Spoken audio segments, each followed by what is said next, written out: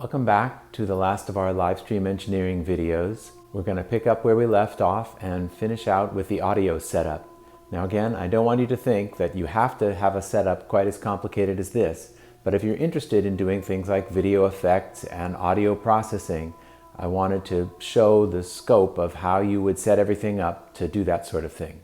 Here's the full system diagram again, which should be painfully familiar to you by now. Last time we looked at the video setup, so this time we're going to set up the audio programs and then finish off with OBS, which will take the audio and video, combine them, and stream them to YouTube.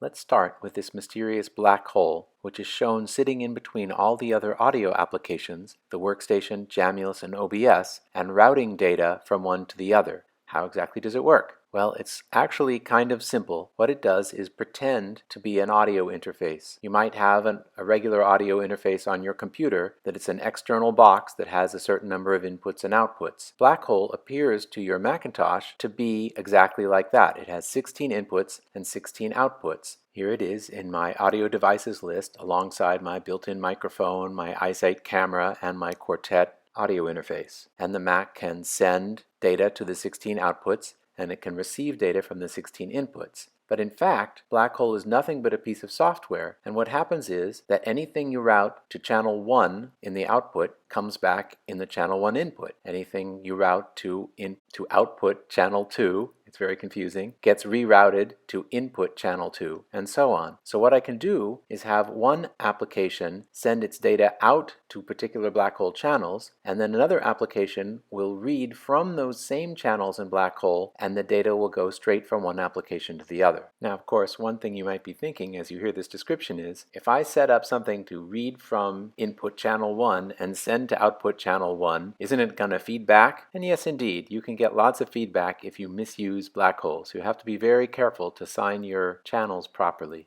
So with that in mind, let's go ahead and set up our audio workstation. Here's a picture of the screen, the same session as last time, and you see that Isadora and OBS are already running. Now I'm going to start Waveform, which is the audio workstation software that I've been using. First thing I'm going to do is go to the settings. You will see that in the audio devices setup, my output and input are both set to BlackHole, and my sample rate is set to 48K Hertz because that's what Jamulus requires in order to play nice. Now here's the main waveform window with all of the tracks. For our purposes, the only two that are important are the first two tracks. The others have all been muted. The first track is called Jamulus Output, and it's the track that takes the output from our Jamulus client, processes it by adding some reverb, and then sends it to OBS. You see on the left that the input is set to input 5 plus 6, meaning channels 5 and 6 of BlackHole. So what we have to do later on, as you'll see, is set up Jamulus to output to channels 5 and 6 so that it will flow through to the workstation. Then on the right, you see that we have some reverb set up, the Redline Reverb plugin that I'm using. And then at the very right, it says output 1 plus 2, meaning that we are outputting the track to BlackHole channels 1 and 2. And that's what OBS will need to read in order to get the final audio.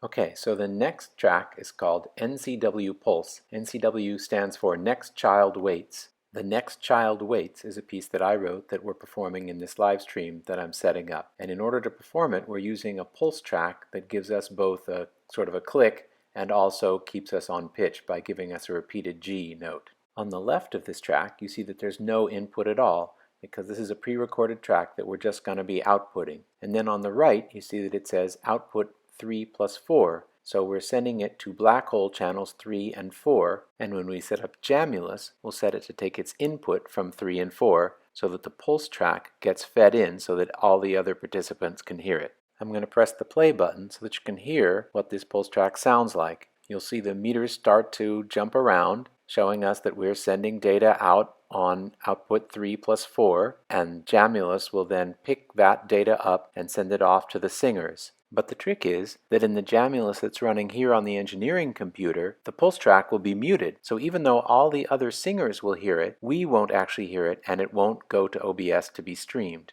Okay, so pressing play.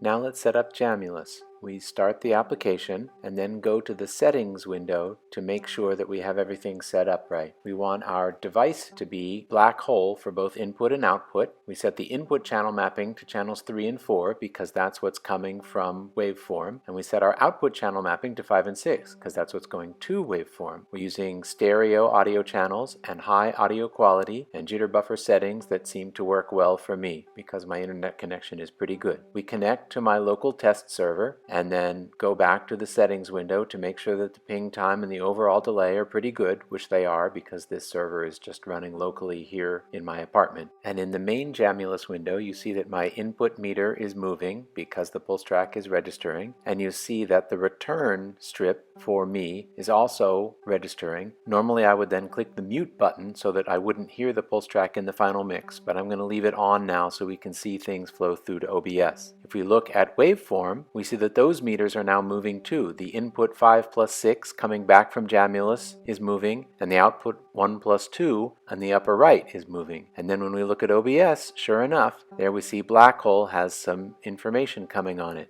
Now let's look at the OBS configuration. The BlackHole source in OBS is just a regular audio input device, and the device is set to BlackHole, and I think OBS always uses channels 1 and 2 as the input, which is why I set everything up in the way I did, so that channels 1 and 2 would be coming out of Waveform for use by OBS. In the OBS settings window, in the stream tab, we need to put in the stream key that YouTube gives us when we set up the stream. In the video tab, we see that we're set to 720p, and in the audio tab, we're set up with the right sample rate of 48 kilohertz. Now, in theory, we could go and click the Start Streaming button, and then everything would flow, both video and audio, into YouTube.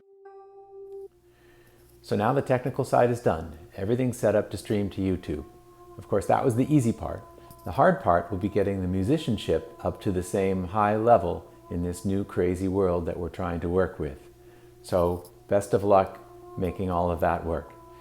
Thanks for watching, and again, subscribe to our channel if you want more videos.